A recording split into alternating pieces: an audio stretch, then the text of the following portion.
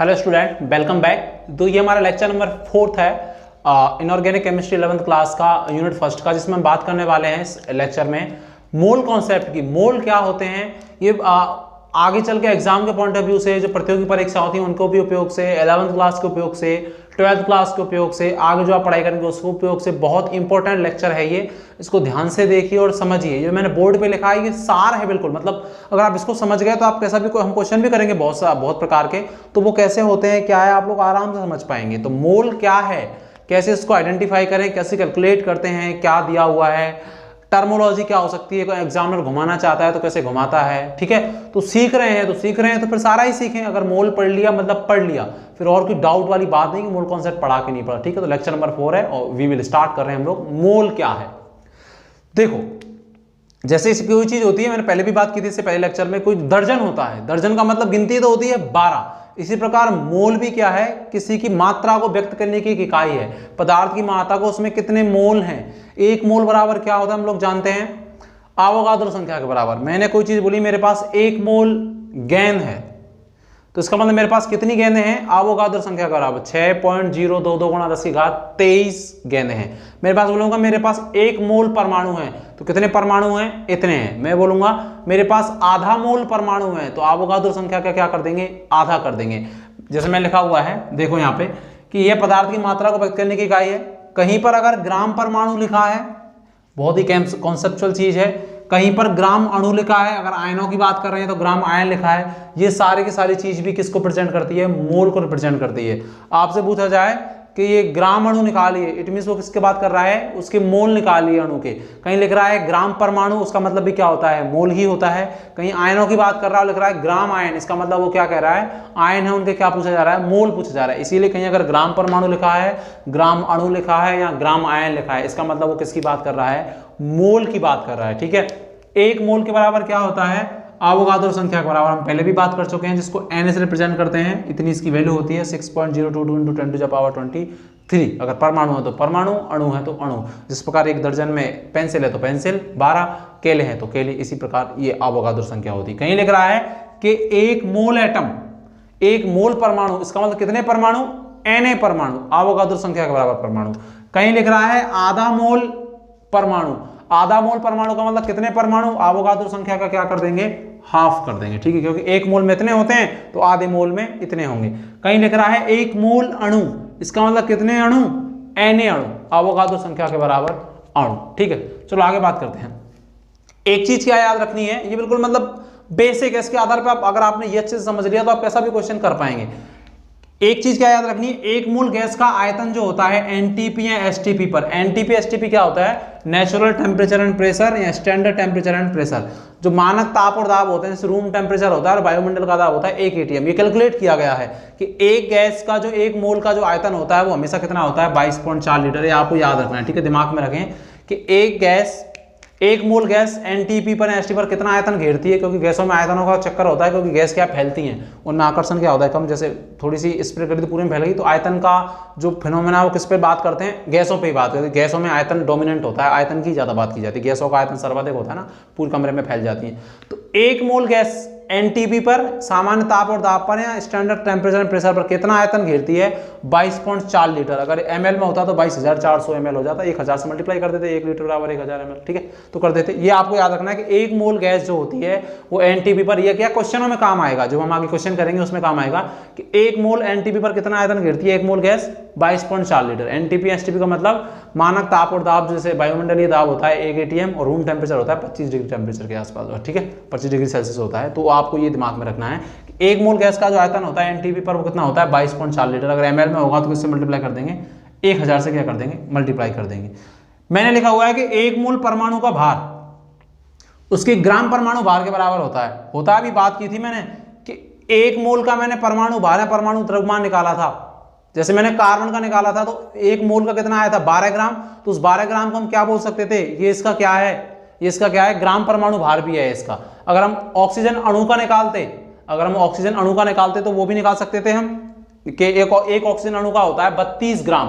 तो 1 मोल का है तो वो उसका क्या कहलाए, ग्राम अणु भार भी तो कह सकते हैं उसको, ग्राम में है और उसका मॉलिक्यूलर वेट ही है 1 मोल का, तो उसको ग्राम अणु भार भी कह सकते हैं।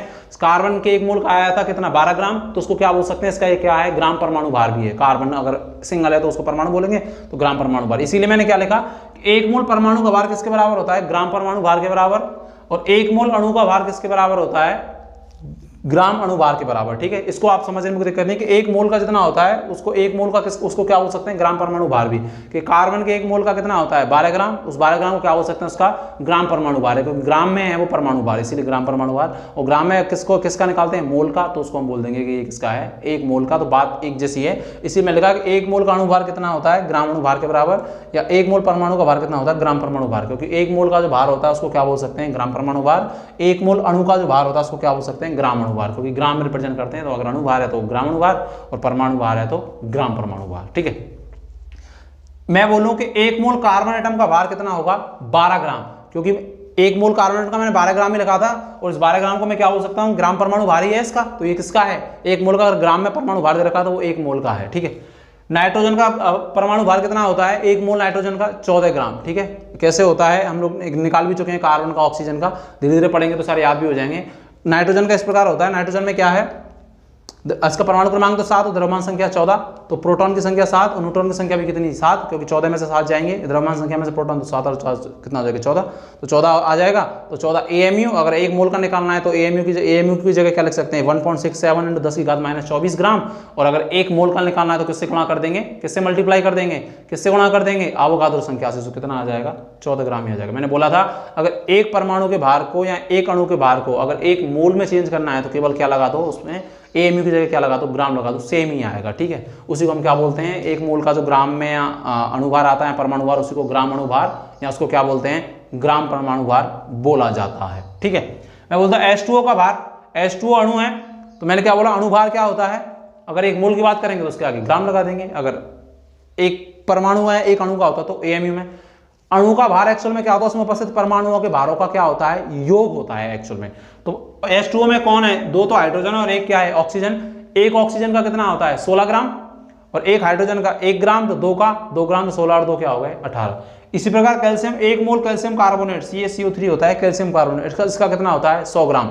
इसमें जितने परमाणु हैं उनका योग, कैल्शियम का होता है 40 ग्राम होता है, 20 इसका परमाणु क्रमांक, इसका 40 होता है। ठीक है, कार्बन का 12 और 1 ऑक्सीजन का होता है 16, ऑक्सीजन परमाणु का यहाँ कितने हैं, 3 तो 48, तो 48 और 12 60, और कैल्शियम का 40, तो कितना हो गए, 100 ग्राम। ये किसका है, 1 मोल का। इसको हम क्या बोल सकते हैं, इसका ये क्या है, ग्राम अणुभार भी है, क्योंकि ग्राम में दे रखा है और ये मॉलिक्यूल है CaCO3, तो इसको ग्राम अणुभार या 1 मोल कैल्शियम कार्बोनेट का क्या भार क्या कहलाएगा, इसका 100 ग्राम कहलाएगा। तभी मैंने बोला कि 1 मोल अणु का भार उसके ग्राम अणुभार के बराबर, इसको ग्राम अणुभार भी बोल सकते हैं, और ये किसका है, 1 मोल का है। ठीक है, अब बात आती है कि मोल को निकालें कैसे मोल निकाले जाते हैं, मोल को कैसे हम लोग कैलकुलेट करते हैं। तो ध्यान रखें, 3 फॉर्मूले जो मैंने बोर्ड पे लिखे हुए हैं, वेरी इंपॉर्टेंट, मैं एग्जांपल के थ्रू आपको सारे के सारे समझाऊंगा, लेकिन 3 फॉर्मूले। अगर किसी का भार ग्राम में दिया है, किसी पदार्थ का भार ग्राम में दिया है, तो मोल निकालने का क्या तरीका है, जो दिया गया भार है ग्राम में दिया हुआ है बटे किसका भाग दे दो। अगर परमाणु का दिया हुआ है तो परमाणु भार का भाग दे दो, और अगर अणु का दिया हुआ है तो उसका भाग दे दो, अणु भार का भाग दे दो। ठीक है, जैसे मेरे को अभी अब क्वेश्चन करेंगे हम लोग कि हमारे पास दिया होता कि कार्बन के 12 ग्राम में कितने मोल होंगे, कार्बन के 12 ग्राम में कितने मोल होंगे। तो कार्बन का दिया हुआ कितना है, 12 ग्राम, और कार्बन का परमाणु भार भी कितना होता है, 12 ग्राम, तो कितना मोल आ जाता है, 1। जितना दिया हुआ है उसको ऊपर लिखो, ग्राम में दिया होगा, और नीचे इसका भाग दे दो। अगर परमाणु है तो परमाणु भार के उसके का, और अगर अणु है तो उसका भाग दे दो अणु भार का या आणविक द्रव्यमान का। अणु द्रव्यमान का सेम ही चीज है, परमाणु भार या परमाणु द्रव्यमान, या अणु भार या आणविक द्रव्यमान। एक क्या है, अगर पदार्थ की मात्रा कणों की संख्या के रूप में दी गई हो, आपको दिया होगा इतने, इसमें इतने कण हैं, इतने कण हैं, तो उसके मोलों की संख्या निकालो। तो कभी भी जब कणों के रूप में दी रखी हो तो क्या करना है, उसमें आवोगाद्रो संख्या का भाग देना है। ठीक है, जैसे कणों की संख्या बटे Na का मतलब क्या होता है, इतनी होती है। इस संख्या का मान कितना होता है, 6.022 × 10⁻23 या 10⁻23। अगर कणों की संख्या दे रखी है और आपसे मोल पूछे जा रहे हैं तो आपको क्या करना है, Na का भाग दे देना है, आवोगाद्रो संख्या का भाग दे देना है। अगर गैस की बात करता, क्योंकि गैसों के लिए आयतन की बात होती है, तो आपको अगर आयतन दिया होता कि मात्रा, जो पदार्थ की मात्रा है वो आयतन के रूप में दी हुई होती है, और हमेशा किसकी दी होगी, गैसों की, क्योंकि गैसों में ही आयतन की बात होती है। ठीक है, ये मैं आगे की नॉलेज बता रहा हूं आपको। अगर आयतन के रूप में दिया हुआ है और मोल पूछे जा रहे हैं तो क्या कर देना है, एक मोल गैस का आयतन एनटीपी पर कितना होता है 22.4, तो कितने का भाग लगा देना है 22.4 लीटर का भाग लगा देना है। अगर ये आयतन लीटर में दिया हुआ है तो 22.4 लीटर का भाग लगाना है, और अगर दिया हुआ आयतन ml में होगा तो फिर क्या कर देंगे 22.4 को किससे मल्टीप्लाई कर देंगे 1000 से, तो 22.400 ml आ जाएगा। अगर दिया हुआ आयतन गैस का क्या है लीटर में है तो 22.4 का भाग लगाना है मोल निकालने के लिए, और अगर ml में दिया हुआ है तो इसको भी किस में ले लेंगे ml में लेंगे तो कितना हो जाएगा 22,400। ठीक है, ये हो जाएगी। गैसों के लिए होता है क्योंकि आयतन की बात गैसों के लिए होती है, और क्वेश्चन में भी गैसों की बात करेगा तभी वो अगर आज देगा कि इस गैस का ये इतना आयतन घेरती है तो इसमें मोलों की संख्या कितनी होगी, तो क्या करना है अगर लीटर में दिया है तो 22.4 का भाग दे दें, और ml में दिया है तो 22,400 का भाग दे दें, क्योंकि 22.4 को जब 1000 से मल्टीप्लाई करेंगे तो 22,400 ml आएगा। एक चीज यहां से क्लियर हो रही है कि जिसका दिया हुआ द्रव्यमान ज्यादा होगा उसके मोलों की संख्या भी कैसी होगी ज्यादा, क्योंकि मोल बराबर दिया गया द्रव्यमान बटे आणविक द्रव्यमान, या परमाणु है तो परमाणविक द्रव्यमान, किसमें ग्राम में। ठीक है, तो अगर दिया गया द्रव्यमान ज्यादा होगा तो मोलों की संख्या कैसी होगी ज्यादा। अब मुझे मोल दिए हुए थे, आगे क्वेश्चन कराऊंगा लेकिन यहां समझा रहा हूं।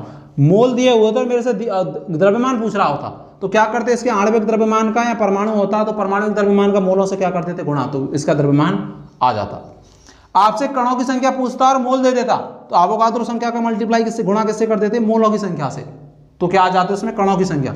जिसमें कणों की संख्या ज्यादा होगी उसमें मोलों की संख्या भी कैसी होगी ज्यादा, क्योंकि कणों की संख्या डायरेक्टली प्रोपोर्शनल है, समानुपाती कणों की संख्या। ठीक है, अगर किसी का आणविक द्रव्यमान या परमाणुविक द्रव्यमान ज्यादा होगा तो मोलों की संख्या कैसी होगी कम, क्योंकि जब दिए गए द्रव्यमान आणविक द्रव्यमान या परमाणुविक द्रव्यमान या अणु भार या परमाणु भार का भाग लगाएंगे तो कम आएंगे ना, क्योंकि नीचे तो इसका मतलब जिनका परमाणुविक द्रव्यमान या आणविक द्रव्यमान ज्यादा होगा उनके मोलों की संख्या कम, और जिनका दिया हुआ द्रव्यमान ज्यादा होगा उनमें मोलों की संख्या ज्यादा।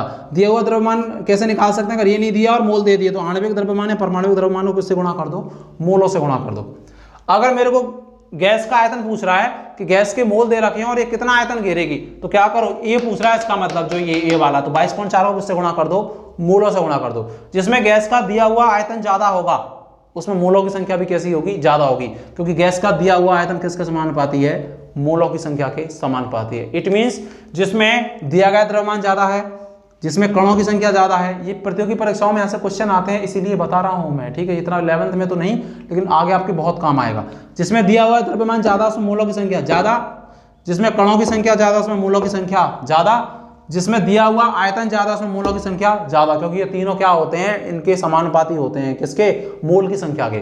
जिनमें परमाणुविक द्रव्यमान या आणविक द्रव्यमान ज्यादा है उसमें मोलों की संख्या कैसी होगी कम होगी।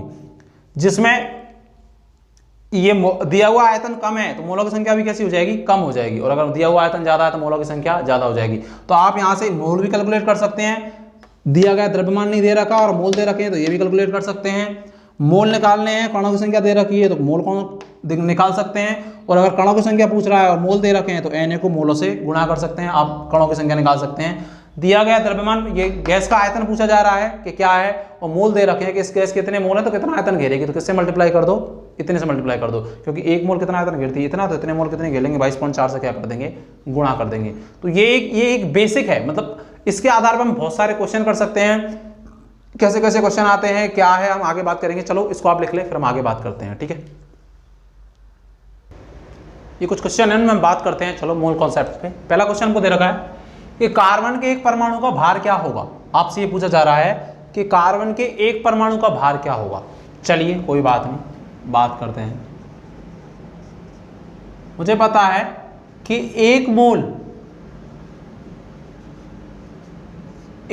कार्बन का भार क्या होता है। एक मोल कार्बन का भार किसके बराबर होता है, मैंने बोला उसके ग्राम परमाणु भार के बराबर। वो ग्राम में कार्बन का परमाणु भार कितना आता है 12 ग्राम। ये एक मोल का ही आया था कि नहीं आया था। एक मोल का इतना होता है तो एक परमाणु का कितना होगा, क्योंकि एक मोल का इतना होता है 12 ग्राम। मैंने बोला था एक मोल किसी परमाणु का भार उसके ग्राम परमाणु भार के बराबर होता है। ठीक है, एक मोल अणु का भार उसके ग्राम अणु भार के बराबर होता है। तो कार्बन का परमाणु भार कितना होता है ग्राम में 12 ग्राम होता है। ठीक है, होता है कि नहीं होता। तो एक परमाणु का कितना हो जाएगा, एक परमाणु कितना हो जाएगा 12 ग्राम। मुझे पता है क्या करना होगा, कि एक मोल का निकालते हैं तो एवोगाद्रो संख्या से गुणा करते हैं, और अगर एक परमाणु का निकालेंगे तो एवोगाद्रो संख्या का क्या दे देंगे, भाग दे देंगे, क्योंकि एक मोल में इतने परमाणु होते हैं तो एक परमाणु का क्या करेंगे, उसमें क्या करेंगे, भाग दे देंगे, नहीं दे देंगे, क्योंकि एक मोल में n परमाणु, तो अगर एक परमाणु का पूछेगा तो एवोगाद्रो संख्या का भाग दे देंगे। तो किसका भाग दे देंगे, एवोगाद्रो संख्या का। एवोगाद्रो संख्या क्या होती है, Na, ग्राम बटे Na क्या होता है, AMU, और एक परमाणु का बाहर निकालने की यूनिट क्या होती है, AMU, इसीलिए एक परमाणु का कितना आ जाएगा, 12 AMU। हम पहले भी निकाल चुके हैं, ये तो हम एक तरीका देख रहे हैं कि कैसे तरीके से आया था, ठीक है। एक मोल का 12 ग्राम, तो एक परमाणु का कितना आएगा, 12 ग्राम बटे Na। इसीलिए एक परमाणु का जब निकालना होता है तो क्या करो, Na का क्या लगा दो, भाग लगा दो, ठीक है। और जब एक मोल का है तो Na का क्या कर दो, गुणा कर दो, क्योंकि एक मोल में इतने परमाणु, तो अगर एक परमाणु का निकालेंगे तो Na का क्या कर देंगे, भाग लगा देंगे एवोगाद्रो संख्या का।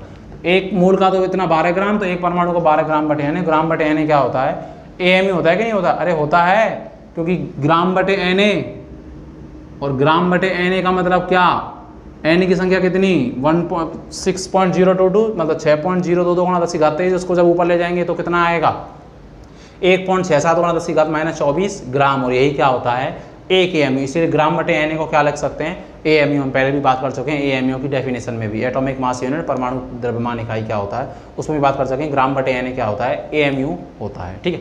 आगे बात करते हैं क्या अंतर है। आपको क्वेश्चन दे रखा है कि इन दोनों में क्या अंतर है, ये बहुत इंपॉर्टेंट क्वेश्चन है, समझने वाले हैं बस, आप तो देखते चलिए, सुनते रहिए, और कॉपी पेन रखिए जो लिख भी सकें आप, है ना। नोट्स भी आपको प्रोवाइड करवाएंगे, ऐसी बात नहीं है, मेहनत कर रहे हैं, पर आपकी मेहनत मोर डोमिनेंट देन मी, ठीक है। इसलिए आपकी मेहनत आपको, अगर मैं 4 गुनी कर रहा हूँ तो आपको 6 गुनी करनी चाहिए, तो मजा आएगा, और इतिहास रच देंगे भाई। देखो 12 ग्राम परमाणु कार्बन के और 12 ग्राम कार्बन के परमाणु, दोनों में अंतर है। सुनो, क्वेश्चन का लैंग्वेज का ही तो सारा का सारा खेल है कि क्या पूछा जा रहा है। 12 ग्राम परमाणु कार्बन के और 12 ग्राम कार्बन के परमाणु, पढ़ने में भी अलग अलग आ रहा है। ग्राम परमाणु का मतलब क्या होता है, मोल। मैंने बोला था, कहीं लिख रहा है ग्राम परमाणु या ग्राम अणु या ग्राम आयन, उसका मतलब भी क्या है, मोल है। इट मीन्स यहाँ कार्बन के कितने मोल दे रखे हैं, 12 मोल। इसका मतलब ग्राम परमाणु का मतलब 12 मोल कार्बन के।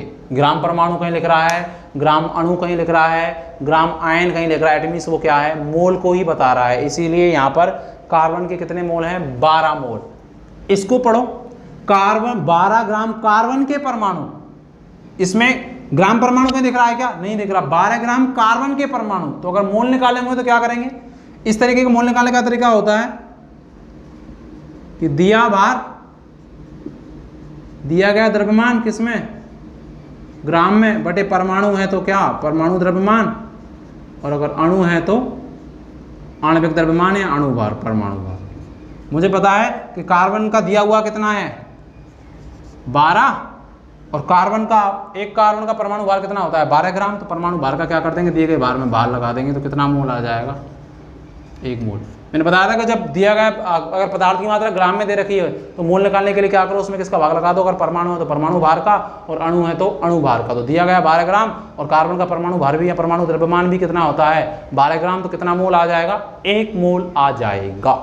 चलिए ठीक है, नीचे बात करते हैं, और भी क्वेश्चन दिए हुए हैं, बहुत सारे हम क्वेश्चन करेंगे, बस आप देखते रहिए, फिर आप कैसे भी क्वेश्चन को आराम से कर सकते हैं, बिल्कुल जीरो लेवल से। और हम IIT और नीट तक पहुंचा देंगे, जो मेडिकल का एग्जाम होता है ना, जो कोटा वगैरह पढ़ने जाते हैं वहां तक, बिल्कुल वैसे क्वेश्चन जो एग्जाम में आते हैं वहां तक ले जाएंगे, बस आप बने रहिए। देखो, निम्न की दी गई पदार्थ की मात्रा से मोल ज्ञात करें। मोल पूछे जा रहे हैं, आप मोल ज्ञात करें। सबसे पहले देखो A क्या दे रखा है, 84 ग्राम CH4। इसका मतलब पदार्थ की मात्रा दे रखी है ग्राम में, तो अगर पदार्थ की मात्रा ग्राम में है, दिया गया भार अगर ग्राम में है, उसमें किसका भाग लगा दो। अगर अणु है तो किसका भाग लगा दो, अणु भार का, और अगर परमाणु है तो किसका भाग लगा दो, परमाणु भार। ठीक है, CH4 के अगर अणु भार की बात करूं तो एक तो इसमें क्या है, कार्बन, एक कार्बन का 12 ग्राम हो जाएगा, प्लस हाइड्रोजन है, क्योंकि अणुभार क्या होता है, अणु में उपस्थित परमाणुओं के भारों का योग ही तो होता है। एक हाइड्रोजन का कितना, 1 ग्राम, तो 4 का कितना हो जाएगा, 4 ग्राम। तो टोटल कितना आ गया, ये 16 ग्राम। तो इसका मतलब दिया गया भार कितना है 84 और CH4 मैथेन इसको बोलते हैं, मैथेन होती है, आगे ऑर्गेनिक में हम बात करेंगे, 16 ग्राम। तो इसका मतलब कितने मोल आ जाएंगे इसमें, ये कितना आ जाएगा 80 ग्राम है एक्चुअल में, ठीक है 84 नहीं 80 है, ठीक है 80 कर लो तो क्लियर होगा। आगे पॉइंटों में आ जाता, अगर ये 80 है तो कितना आ जाएगा 16 पंजा के 80, कितना आ जाएगा 5 मोल आ जाएंगे, ठीक है। 84 होता फिर भी मोल आते, लेकिन वो एग्जैक्ट वैल्यू निकालने के लिए मैंने 80 ग्राम कर दिया। 80 ग्राम दिया हुआ है तो दिए गए भार में इसका भार दे देंगे अणु भार का, तो कितने आ जाएंगे 5 मोल आ जाएंगे। सेकंड देखो, आपको दिया हुआ है, दी गई पदार्थ की मात्रा दी गई 67.2 लीटर CO2। इसका मतलब अगर मुझे 67.2 लीटर CO2 दी गई और मोल निकालने हैं, अगर पदार्थ की मात्रा आयतन में दी गई है तो क्या सूत्र बताया था मैंने, दिया आयतन किसमें लीटर में बटे किसका भाग दे देंगे मोल और आयतन इसको बोलते हैं 22.4 लीटर का। दिया गया आयतन लीटर में तो 22.4 का, और अगर ml में होता तो 22,400 का, क्योंकि इसको भी फिर किस में लेते ml में लेते, ठीक है।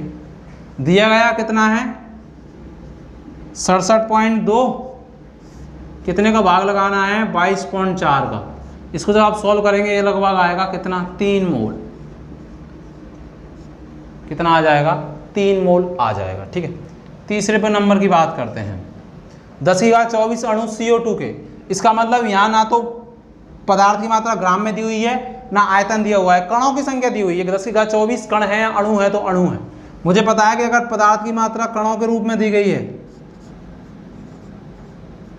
तो क्या करना है मोल निकालने के लिए, कणों की संख्या बटे किसका भाग लगा देना है, किसका भाग लगा देना है अवोगाद्रो संख्या का, इसमें क्या कर देना है भाग लगा देना है। और भाग लगाना कितना आएगा 10⁻24 में अगर अपन भाग लगाएंगे किसका अवोगाद्रो संख्या का, तो 10⁻24 तो ये रहा। अवोगाद्रो संख्या क्या होती है 6.22 इंटू 10⁻⁻ क्या 23। आप जब इसको सॉल्व करेंगे तो ये क्या आ जाएगा 1/6.022, और ये ऊपर चला जाएगा 10⁻−24 तो था, 10⁻24 तो था दिया हुआ, 10⁻23 ऊपर जाएगा तो क्या हो जाएगा 10⁻−23। में बिल्कुल कैलकुलेट करके आपको बता रहा हूँ, ठीक है। इसमें जब इसको भाग देते हैं तो ये वैल्यू आती है लगभग 0.166 आती है। आप करके देख लेना, एक में भाग देना, फोन से करके देख लेना 6.022 का तो 1.67।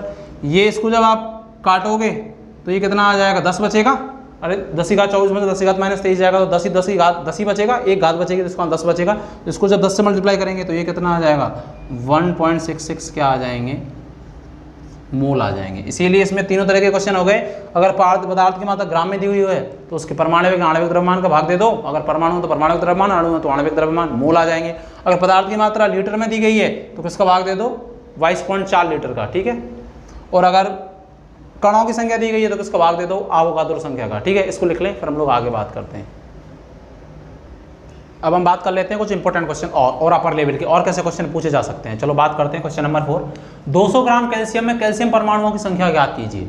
200 ग्राम कैल्शियम में कैल्शियम परमाणुओं की संख्या। अब जैसे आए कैल्शियम परमाणुओं की संख्या, तो परमाणुओं की संख्या का मतलब कणों की संख्या पूछ रहा है, तो कणों की संख्या निकालने के लिए क्या करें, मुझे पता है कि मोल बराबर कणों की संख्या बटे n है, लेकिन मोल तो पता होना चाहिए। और मोल निकाल सकते हैं कैसे, देखो कैल्शियम जो होता है इसका परमाणु भार होता है 40 ग्राम। कितना होता है 40 ग्राम, ठीक है। आपको क्वेश्चन में दिया हुआ भी हो सकता है, आप अब याद हो जाएगा धीरे धीरे। तो मोल निकालने हैं, मोल क्यों निकाल रहे हैं, क्योंकि कणों की संख्या निकालनी है, परमाणुओं की संख्या निकालनी है। देखो कैसे निकालेंगे, मोल बराबर दिया भार ग्राम में दे रखा है बटे परमाणु भार। कैल्शियम अकेला है तो परमाणु भार, और अणु है तो अणु भार। कितना होता है 40। दिए हुए कितने हैं 200, और इसका परमाणु भार कितना होता है 40। कितने मोल आ जाएंगे 5 मोल आ जाएंगे। अब मोलों से परमाणुओं की संख्या मतलब कणों की संख्या कैसे निकाल सकते हो, तो मैंने मोल का एक फॉर्मूला लिखाया था आप लोगों के लिए। मोल बराबर कणों की संख्या, कण का मतलब यहाँ परमाणु, अणु या आयन, ठीक है। कण का मतलब वो होंगे, परमाणु की बात कर रहा है तो परमाणु, कणों की संख्या बटे अवोगाद्रो संख्या। मैंने बोला था कि अगर क्वेश्चन में कणों की संख्या दे रखी है, परमाणुओं की संख्या दे रखी है, अणुओं की संख्या दे रखी है, आयनों की संख्या दे रखी है, कण का मतलब परमाणु, अणु या आयनों की संख्या दे रखी है, तो किसका भाग दे दो? अवोगाद्रो संख्या का। तो क्या आ जाएंगे? मोल। तो आपसे पूछ रहा है कि कणों की संख्या ही मतलब परमाणुओं की संख्या ही निकालिए, तो आप कैसे निकाल सकते हैं? मोल को किससे मल्टीप्लाई करते हैं? Na से। तो इसके लिए क्या पता होना चाहिए? मोल। तो मोल के लिए उसने क्या किया हुआ है, क्वेश्चन में दिया हुआ है कि 200 ग्राम से आप मोल निकाल सकते हैं। और कितने मोल आए? 5 मोल। तो क्या कर दोगे आप लोग? 5 बराबर कणों की संख्या है, परमाणुओं की संख्या, परमाणु कैल्शियम, कैल्शियम का परमाणु पूछा जा रहा था, परमाणुओं की संख्या, अणु होता तो अणुओं की संख्या, आयन होता तो आयनों की संख्या बटे Na। तो परमाणुओं की संख्या कितनी आ जाएगी? Na को किससे मल्टीप्लाई कर देंगे? 5 से। तो कितनी आ जाएगी? 5Na। या Na की वैल्यू रख के आप मल्टीप्लाई करके भी आंसर ला सकते हैं, ठीक है। वो भी दिया हुआ हो सकता है ऑप्शन में जब आप प्रतियोगी परीक्षा देंगे तो। कितना आ जाएगा? 5Na। Na की वैल्यू आप जानते हैं तो वो भी आप निकाल सकते हैं, ठीक है।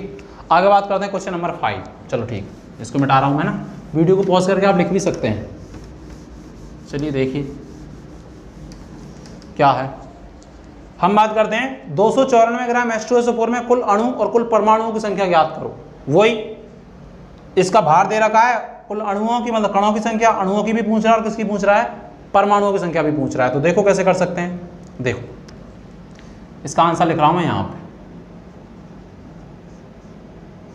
H2SO4 का जो अणुभार होता है ग्राम में, आपको क्वेश्चन में दिया हुआ भी हो सकता है, ये होता है 98 ग्राम। इसकी जरूरत क्यों पड़ेगी? क्योंकि हमें इसको मोल निकालने हैं। H2SO4 का जो अणुभार होता है वो कितना होता है? 98 ग्राम होता है। कैसे होता है हम लोग बता भी सकते हैं। इसका 2, इसका हो जाता है 32 और ऑक्सीजन का होता है 1 का 16 और 16 का 4 है तो 16 चौका 64, तो 32 और 2 हाइड्रोजन का 34 और 64, ये कितना आ जाता है? पूरा 98 ग्राम आ जाता है, ठीक है। कैसे आता है हम लोग और आगे बात कर लेंगे। चलो देखते हैं, ठीक है। अभी इतना मोल निकालने के लिए याद रखें कितना होता है? 98 ग्राम होता है, 98 ग्राम। सल्फर का होता है 32, 1 हाइड्रोजन का 1 तो 2 का 2, ठीक है। 1 ऑक्सीजन का 16 ऑक्सीजन परमाणु का तो 4 का 16 चौका 64, तो कितना आ जाएगा? ये 34 और 64 कितना आ जाएगा? 98 में आ जाएगा 98। चलो बात करते हैं। इसका मतलब मुझे कुल अणु या कुल परमाणु की संख्या निकालनी है तो क्या पता होना चाहिए? मोल। मोल निकालने के लिए क्या तरीका है? अगर पदार्थ की मात्रा दी गई है ग्राम में, बार बार फॉर्मूला लिख रहा हूं, दिया भार किसमें? ग्राम में बटे अगर अणु है तो क्या? अणु भार कितना दे रखा है? 294। इसका अणुभार कितना होता है? H2SO4 का 98। इसको जब आप काटेंगे तो आप मल्टीप्लाई करना, 3 से 8 तिया के 24 और 9 तिया के 27 और 2 29, कितने में आ जाएंगे मोल? 3 मोल। कितने आ जाएंगे? 3 मोल। मोलों से आप अणुओं की संख्या निकाल सकते हैं क्या? क्योंकि H2SO4 एक मॉलिक्यूल है, इसमें कितने अणु हैं ये आपसे पूछा जा रहा है। अगर कितने मोल आ गए? 3, तो अणुओं की संख्या निकालिए। तो मैं जानता हूं मोल बराबर क्या? कणों, और अणु है मतलब अणु, कणों का मतलब अणु, परमाणु या आयन ही होगा। तो कणों की संख्या बटे क्या? अवोगाद्रो संख्या, यही होगा। मोल कितने दे रखे हैं? 3। कणों की संख्या मुझे, अणुओं की संख्या मुझे क्या करनी है? कैलकुलेट करनी है बटे किसका? भाग Na का। क्योंकि मोल कैसे निकालते हैं? जब कणों की संख्या दी हुई थी, कणों या अणुओं या परमाणुओं या आयनों की संख्या बटे Na। तो अगर मैं कणों का मतलब अणुओं की संख्या निकालूंगा तो मोल बराबर अणु बटे Na, तो Na का किससे मल्टीप्लाई कर दूंगा? 3 से। तो कितने अणु आ जाएंगे? 3 अणु आ जाएंगे। ये कितना है? किसकी संख्या है? कणों की या किसकी संख्या है? कणों या अणु दे रखे हैं तो H2SO4 के अणुओं की संख्या है। कैसे निकालिए आप लोग बता सकते हैं, ठीक है, बता देंगे। इसका अणु तो कितने आ गए? 3 Na अणुओं की संख्या या कणों की संख्या, H2SO4 अणु तो अणुओं की संख्या। अब मुझे पता है कि H2SO4 के एक अणु में, चूंकि मुझे पता है H2SO4 के एक अणु में परमाणुओं की संख्या कितनी दे रखी है?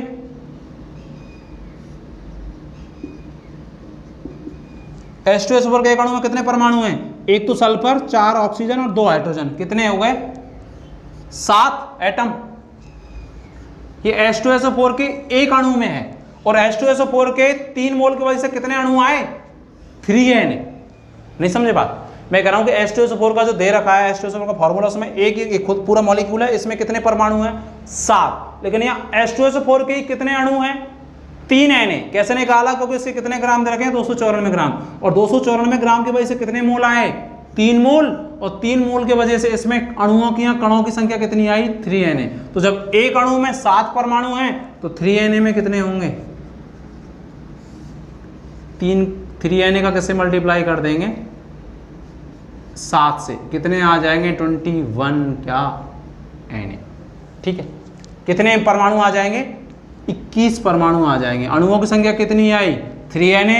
मोलों की संख्या कितनी आई? 3 मोल। और परमाणु की संख्या कितनी आई? 21 मोल। कैसे कैलकुलेट किया कि मुझे अणु और परमाणुओं की संख्या पूछी जा रही है, कणों की संख्या निकालने के लिए मुझे पता है एक फॉर्मूला होता है, मोल निकालते हैं। इससे मोल निकालते हैं तो कण भी निकाल सकते हैं अगर मोल दिए हुए हों। मोल कैसे निकाल सकते हैं? इसने 294 ग्राम दिया है और जब दिया गया भार ग्राम में हो और अणु भार का उसमें भाग दे दें अगर अणु है तो मोलों की संख्या आ जाएगी।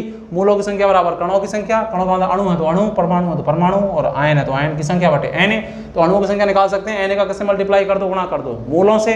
कितने आ गए? कितने अणु आ गए? 3Na। तो जब H2SO4 के एक अणु में 7 परमाणु हैं, 4 ऑक्सीजन, 1 सल्फर और 2 हाइड्रोजन, है कि नहीं है? तो एक में 7 है तो 3Na अणुओं में परमाणु संख्या कितनी होगी? 21Na होगी। ठीक है, चलो आगे बात करते हैं। आप इसको लिखें। ये क्वेश्चन स्कोर देखते हैं। आपसे पूछा जा रहा है कि 28 ग्राम नाइट्राइड आयन N3, नाइट्रोजन के ऊपर 3 माइनस होता है तो उसको नाइट्राइड आयन बोलते हैं, मैं कुल इलेक्ट्रॉनों की संख्या ज्ञात की है। इलेक्ट्रॉनों की संख्या कैसे ज्ञात कर सकते हैं? ठीक है, अगर ग्राम में किसी का भार दिया हुआ है तो उससे हम मोल निकाल सकते हैं। देखो कैसे?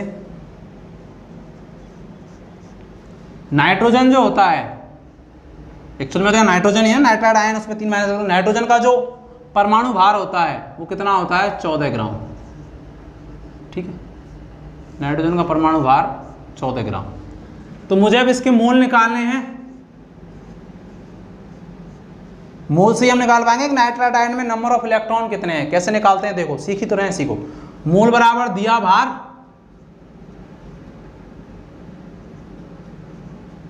दिया भार किसमें?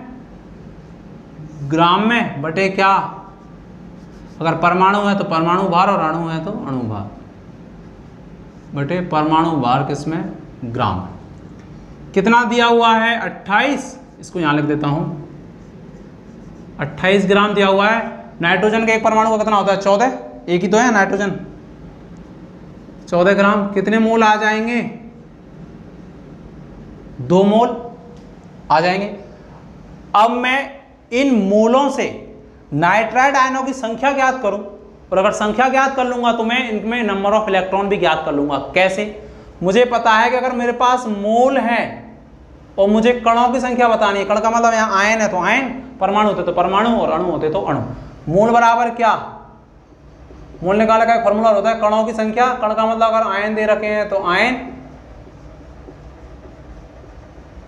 कणों की संख्या बटे क्या? Na, अवोगाद्रो संख्या। अगर कणों की संख्या दे रखी है तो मोल निकालने का कण बटे Na। अब मुझे मोल दे रखे हैं और कणों की संख्या निकालनी है, तो मोल कितने दे रखे हैं? 2। Na को क्या कर दो? 2 मोल से मल्टीप्लाई कर दो, तो आयनों की यहाँ कणों की संख्या कितनी आ जाएगी? कणों यहाँ आयनों की संख्या, आयनों की संख्या आ जाएगी दोस्तों कितनी? 2Na। ठीक है, 2Na आ जाएगी कि नहीं आ जाएगी? अब देखो, नाइट्रोजन होता है, परमाणु क्रमांक होता है 7। कोई परमाणु जब उदासीन होता है, कोई चार्ज नहीं है, तो यहाँ तो N-3 है, लेकिन मैं नाइट्रोजन की बात कर रहा हूँ। तो जितना परमाणु क्रमांक होता है उसमें उतने ही क्या होते हैं? नंबर ऑफ प्रोटॉन, और उतने ही क्या होते हैं? नंबर ऑफ इलेक्ट्रॉन, जब उस पर कोई आवेश नहीं होता परमाणु पे। तो कितना है? 7। तो इलेक्ट्रॉन भी कितने होंगे इस पे? 7। जब कोई परमाणु उदासीन होता है, उस पर कोई आवेश नहीं, जितना परमाणु क्रमांक उतने ही उसमें क्या होंगे? नंबर ऑफ इलेक्ट्रॉन होंगे। जब वो उदासीन है, कोई ना तो धनात्मक आवेश है ना ऋणात्मक आवेश है। ठीक है, और अगर मैं बात करेंगे ऐसा क्यों है, क्या है? उदासीन होता है तो जितना परमाणु क्रमांक, नाइट्रोजन का परमाणु क्रमांक 7, तो कितने इलेक्ट्रॉन? 7 इलेक्ट्रॉन। अब यहाँ नाइट्रोजन है, N-3 है, N-3 है, नाइट्राइड आयन है। तो एक नाइट्राइड आयन में, एक N-3 आयन में इलेक्ट्रॉनों की संख्या कितनी होगी? बता सकते हैं कितनी होगी? 10। क्यों? क्योंकि नाइट्रोजन जब उदासीन था तो कितने थे? 7 और 3 माइनस नाइट्रोजन इलेक्ट्रॉन पे कैसा चार्ज होता है? नेगेटिव, और यहाँ कितना नेगेटिव चार्ज है? 3, इसीलिए साथ में और कितना जोड़ देंगे? 3 जोड़ देंगे, तो कितने इलेक्ट्रॉन आ गए? इसका मतलब 10 इलेक्ट्रॉन आ गए। नेगेटिव चार्ज का मतलब इलेक्ट्रॉन है, क्योंकि इलेक्ट्रॉन पे कैसा चार्ज होता है? नेगेटिव, और कितना नेगेटिव है? 3। तो उदासीन में तो 7 होते हैं और 3 माइनस का मतलब कितने इलेक्ट्रॉन आ गए? 10। तो नाइट्रोजन नाइट्राइड के एक आयन में इलेक्ट्रॉनों की संख्या कितनी है? 10। यहाँ कितने हैं नाइट्राइड आयन? खुद ही कितने हैं? 2n है, तो इलेक्ट्रॉनों की संख्या क्या हो जाएगी? 10 इलेक्ट्रॉन इंटू क्या? 2n है। कितने आ जाएंगे? अरे कितने आ जाएंगे? 20 n क्या आ जाएंगे? इलेक्ट्रॉन आ जाएंगे। कैसे किया? समझ आया? ऐसे किया कि जब मुझे ग्राम में दे रखा है वेट, तो मोल निकालूंगा, और मोलों से मैं कणों की संख्या, अगर आयन है तो आयनों की संख्या निकाल सकता हूँ। कणों की संख्या निकाल ली, तो कणों की संख्या कितनी आई? 2 मोल में कणों की संख्या आई भाई साहब कितनी? 2n, 2 मोल की वजह से। तो एक नाइट्राइड आयन में इलेक्ट्रॉनों की संख्या कितनी थी? 10। तो नाइट्राइड आयन ही कितने हैं? आयनों की संख्या कितनी है? 2n है। तो कणों इलेक्ट्रॉनों की संख्या को किससे मल्टीप्लाई कर देंगे? 10 से, क्योंकि एक नाइट्राइड आयन में कितने इलेक्ट्रॉन होते हैं? 10 होते हैं, तो अपन इससे मल्टीप्लाई कर देंगे। ठीक। आपसे पूछा था प्रोटॉनों की संख्या कितनी होगी? अगर आपसे पूछा था प्रोटॉनों की संख्या कितनी होगी, तो आप बता सकते थे? बता सकते थे कि एक नाइट्राइड आयन में प्रोटॉनों की संख्या कितनी होती है? भाई साहब कितनी होती है? 7। क्यों? क्योंकि प्रोटॉनों की संख्या इस आवेश पर निर्भर नहीं करती, किस पे निर्भर करती है? परमाणु क्रमांक पे। तो नाइट्राइड आयन में एक्चुअल में है तो कौन? नाइट्रोजन, और नाइट्रोजन का परमाणु क्रमांक तो 7 रहेगा, चाहे कितना भी आवेश हो, वो तो इलेक्ट्रॉनों की संख्या को बताता है। बताता है कि नहीं बताता? तो परमाणु क्रमांक तो 7 ही रहेगा, तो प्रोटॉनों की संख्या कितनी? 7। तो एक नाइट्राइड आयन में प्रोटॉन कितने होते हैं? 7। तो 2na में कितने होते? फिर कितना आ जाते? 14 प्रोटॉन आ जाते। आ जाते कि नहीं आ जाते? तो आप प्रोटॉनों की संख्या भी इससे बता सकते थे। ठीक है, चलो लिख लो, फिर आगे बात करते हैं हम लोग। अब हम बात करते हैं कुछ इंपॉर्टेंट क्वेश्चंस और, है ना। बिल्कुल लेवल को बढ़ा रहे हैं हम धीरे धीरे, सब मतलब ये पढ़ रहे हैं तो बिल्कुल पूरे। हम एक और लेक्चर्स में मैं रिकॉर्ड करूंगा, उसमें सारे और मोल कॉन्सेप्ट के अच्छे अच्छे क्वेश्चन लूंगा। ठीक है, तो बिल्कुल मोल कॉन्सेप्ट पढ़ लिया मतलब पढ़ लिया, किसी प्रकार का डाउट नहीं, सब प्रकार के जैसे भी क्वेश्चन ड्रम सब आ जाए। ठीक है, ये है हमारा मोटो। ठीक है, तो बस देखते रहिए, पढ़ते रहिए, क्योंकि जितना सीखोगे उतना कम है भाई। सीखते रहो, सीखना ही जीवन है और कुछ नहीं है। सच बोल रहा हूं मैं। देखो 32 ग्राम CH4 में कुल प्रोटॉनों की संख्या ज्ञात करो। चलिए कोई बात नहीं, कर लेते हैं। प्रोटॉनों की संख्या का मतलब वो कणों की संख्या पूछ रहा है। ठीक है, पूछ रहा है तो पूछने दो। मुझे पता है कि CH4 अणु का अणुभार कितना होता है, निकाल सकते हो। एक कार्बन का 12, हाइड्रोजन का 1 का 1, तो 4 का 4, कितना ग्राम आ गया? 16 ग्राम। धीरे धीरे सारे वैसे भी याद हो जाते हैं, आराम से निकाल भी सकते हैं। ठीक है, मोल निकाल लो। अगर पदार्थ की दी गई मात्रा ग्राम में है तो क्या से निकालते हैं? दिया भार बटे अणु है तो अणुभार, और परमाणु होता तो परमाणु भार। दिया भार कितना है? 32। कितना होता है CH4 का अणुभार? 16। कितने मोल आ गए भाई? 2 मोल आ गए। ठीक है, 2 मोल से प्रोटॉनों की संख्या कैसे निकाल सकते हैं? निकाल सकते हैं। उसके लिए मुझे पहले CH4 के अणुओं की संख्या चाहिए। वो कैसे निकाले? देख, अभी भी मैंने पहले भी इसी क्वेश्चन किया था। मोल बराबर क्या होता है? एक फॉर्मूला और है, मोल बराबर कणों, अगर अणु है तो अणु बोल सकते हैं, अणुओं की संख्या बटे क्या? Na बोल सकते हैं। मोल कितने दिए हैं? 2। मुझसे कणों की संख्या पूछी जा रही है, आयन अणुओं या आयनों की संख्या। अणु है CH4, तो अणुओं की संख्या, क्योंकि मुझे प्रोटॉन निकालना है। जब अणु पता होगा तभी तो प्रोटॉन निकालूंगा कि नहीं निकालूंगा। तो अणु निकालने के लिए क्या करो, मैं डायरेक्ट भी लिख सकता हूँ क्या? अणुओं की संख्या कितनी आ जाएगी? 2n। अब आपको एक बात तो दिख रही होगी, बार बार मैं कर रहा हूं, कि जितने मोल होते हैं उसको अगर Na से मल्टीप्लाई कर दें तो वो किसकी संख्या आ जाती? कणों की संख्या। तो आप डायरेक्ट भी कर सकते थे इन सबको मिटा के।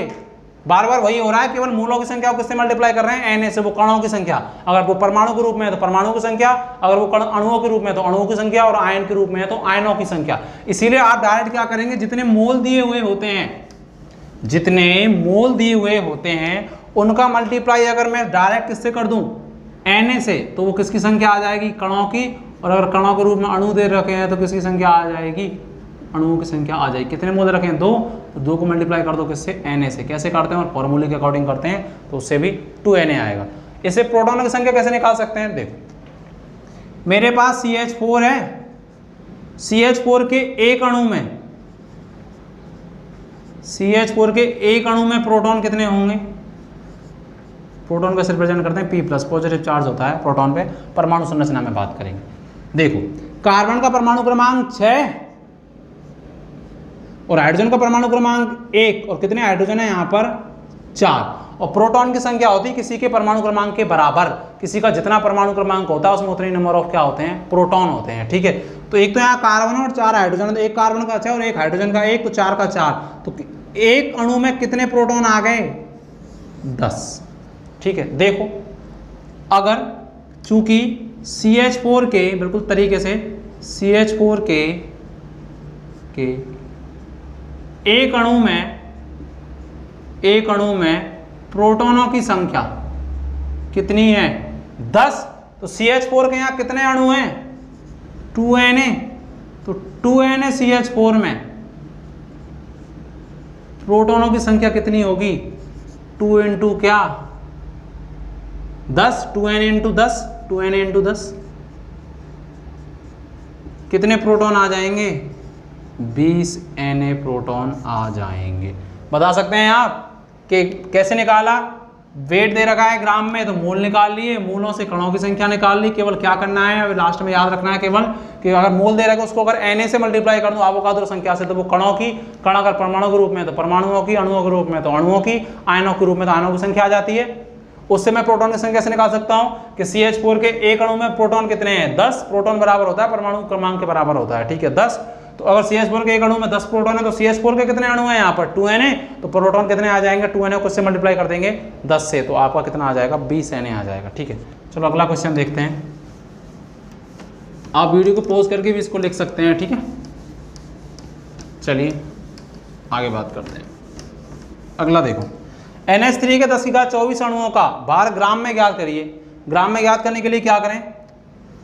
10⁻24 अणुओं का भार ग्राम में ज्ञात करिए। तो ये कैसा लग रहा है? अटपटा सा क्वेश्चन लग रहा है ना कि ग्राम में कैसे निकालूं, और अणु दे रखे हैं। अणु का मतलब कणों की संख्या दे रखी है, लेकिन कणों की संख्या से एक बात है, मैं मोल निकाल सकता हूं। कैसे? मोल बराबर क्या होता है? कणों या अणु दे रखे हैं तो अणुओं की संख्या बटे क्या? Na, और Na का मान क्या होता है? 6.022 इंटू 10⁻23। अणुओं की संख्या कितनी दे रखी है? 10⁻24।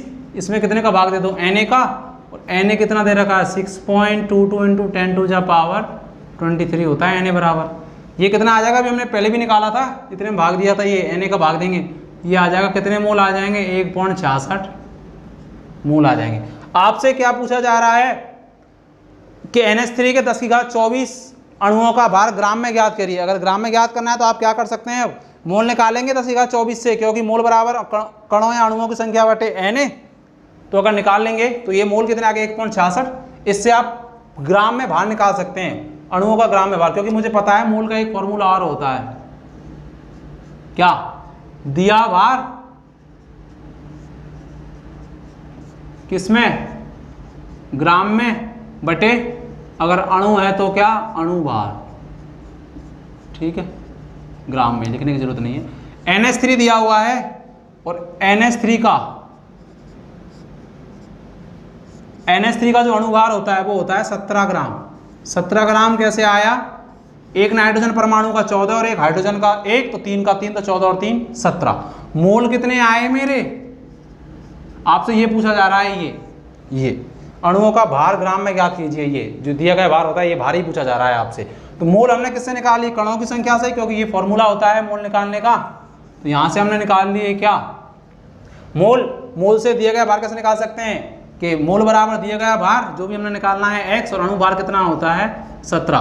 तो ये क्या आ जाएगा? दिया गया भार बराबर 1.66 मल्टीप्लाइड बाय क्या है? 17। कर दो, कितना आ जाएगा? जितने भी आ जाएगा करके दिखाओ कितना आएगा? 28 पॉइंट कुछ आ जाएगा। ठीक है, 28.27 के आसपास। चलो आगे बात करते हैं। ठीक है, कैसे किया? अगर कणों की संख्या दे रखी अणुओं की, तो उससे क्या कर दिया हमने? मोल निकाल लिए, मोलों से हम दिया गया भार निकाल सकते हैं। मोल बराबर दिया गया भार बटे अणुभार, अणुभार हमको पता है तो उससे दिया गया भार हम कैलकुलेट कर सकते हैं। अगला क्वेश्चन देखो, देखो कैसे करेंगे।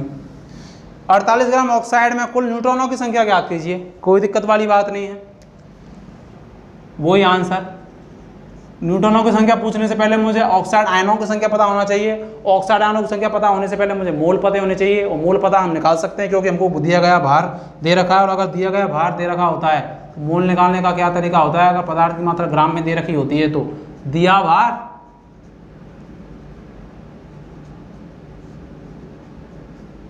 भार किस में, ग्राम में, बटे क्या, ऑक्सीजन परमाणु ग्रुप में एक ही ऑक्सीजन है तो क्या, परमाणु भार, अणु होता तो अणु भार। और मुझे पता है कि ऑक्सीजन परमाणु का जो परमाणु भार होता है वो कितना होता है, 16 ग्राम। छोटी चीज़ें याद भी हो जाएगी और दे भी सकता है एग्जाम में। दिया गया भार कितना है, 48, परमाणु भार कितना होता है 16, तो कितने मोल आ गए,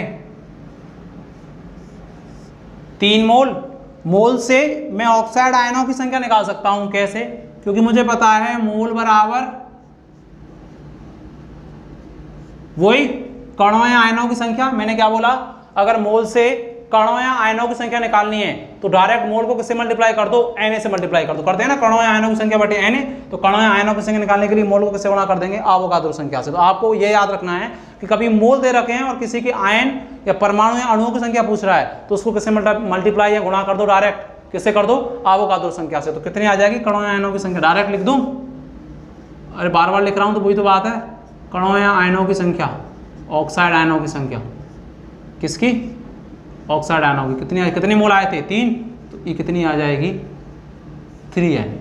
अब यहां से मैं न्यूट्रॉन निकाल सकता हूं, कैसे, देखो मेरे पास ऑक्साइड आयन दे रखा है, मतलब ऑक्सीजन परमाणु पर कभी भी किसी परमाणु पर जो चार्ज होता है वो केवल इलेक्ट्रॉन की संख्या को बताता है। जो आवेश होता है कि नेगेटिव चार्ज है तो इलेक्ट्रॉन बढ़ रहे हैं और पॉजिटिव चार्ज है तो इलेक्ट्रॉन घट रहे हैं, क्योंकि ऋणात्मक आवेश होता है तो इलेक्ट्रॉन पे भी नेगेटिव, तो जितना ज़्यादा ऋणात्मक आवेश उतने ज़्यादा इलेक्ट्रॉन। तो कभी भी न्यूट्रॉन और प्रोटॉन की संख्या किसी भी परमाणु में कभी चेंज नहीं होती है, केवल किसकी चेंज होती है, आयन बनने के कारण इलेक्ट्रॉनों की संख्या, क्योंकि जो आवेश आता है परमाणु पर वो केवल इलेक्ट्रॉन की वजह से आता है। तो न्यूट्रॉनों की संख्या क्या होती है, फिक्स होती है। देखो कैसे, ऑक्सीजन जो होता है परमाणु क्रमांक तो होता है 8 और द्रव्यमान संख्या 16। ये 2 माइनस है, इलेक्ट्रॉन की संख्या को बता रहा है, केवल इलेक्ट्रॉनों की संख्या में है। तो एक्चुअल में ऑक्सीजन परमाणु का परमाणु क्रमांक 8 और द्रव्यमान संख्या 16। मुझे पता है कि द्रव्यमान संख्या बराबर क्या होता है, प्रोटॉन प्लस न्यूट्रॉन, तो न्यूट्रॉन निकाल सकता हूँ यहाँ से मैं, क्या द्रव्यमान संख्या में से किसको घटा दूँ, प्रोटॉन को, तो 16 में से 8 घटा दूंगा तो न्यूट्रॉन की संख्या कितनी आ जाएगी, 8। इसका मतलब लिख सकता हूँ मैं, चूंकि ऑक्साइड के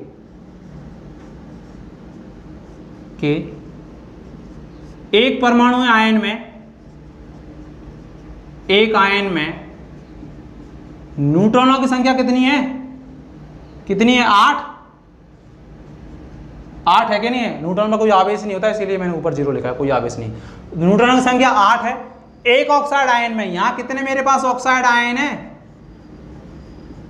3Na, तो 3Na को किससे मल्टीप्लाई कर दूंगा भाई, क्योंकि 3Na ऑक्साइड आयनों में कितने होंगे, 3Na मल्टीप्लाई बाई 8 तो कितने हो जाएंगे, 24Na क्या हो जाएंगे, अरे क्या हो जाएंगे, न्यूट्रॉन। अगर आपसे पूछा जाता प्रोटॉन कितने होते हैं इसमें, तो प्रोटॉन क्या होता, परमाणु क्रमांक के बराबर वही आता 8 और कितने प्रोटॉन आते हैं 24। अगर आपसे पूछा जाता इलेक्ट्रॉन कितने होंगे इसमें, तो इलेक्ट्रॉन का मतलब एक ऑक्साइड आयन में इलेक्ट्रॉन कितने हैं, 10, क्योंकि परमाणु क्रमांक 8 और 2 नेगेटिव का मतलब जब कोई परमाणु उदासीन होता है तो जितना उसका परमाणु क्रमांक उतने ही इलेक्ट्रॉन और उतने ही प्रोटॉन। लेकिन जब नेगेटिव चार्ज आता है या पॉजिटिव आता है, ऋणात्मक या धनात्मक, तो इलेक्ट्रॉनों की संख्या में अंतर करता है। तो ऋणात्मक आवेश बढ़ता है तो इलेक्ट्रॉनों की संख्या बढ़ती है। तो कितना नेगेटिव चार्ज है, ऋणात्मक आवेश 2, तो इलेक्ट्रॉन कितने हो जाते हैं, 8 तो पहले और 2 नेगेटिव 10। तो एक ऑक्साइड आयन में इलेक्ट्रॉनों की संख्या कितनी होती, 10, तो 3Na में कितनी होती, 30 आ जाती। न्यूट्रॉन और प्रोटॉन की तो समान आती और इलेक्ट्रॉन की कितनी आ जाती, 30 आ जाती। ठीक है, आप लोग इस तरीके से इसको कर सकते हैं। इस लेक्चर में हमने बहुत सारे क्वेश्चन ले लिए हैं, आगे के लेक्चर में हम इसी मोल कॉन्सेप्ट को कंटिन्यू रखेंगे और आगे और क्वेश्चन करेंगे, क्योंकि ये लेक्चर थोड़ा क्या है, बड़ा हो गया है। ठीक है, जब तक के लिए पढ़ते रहिए, थैंक्स अ लॉट।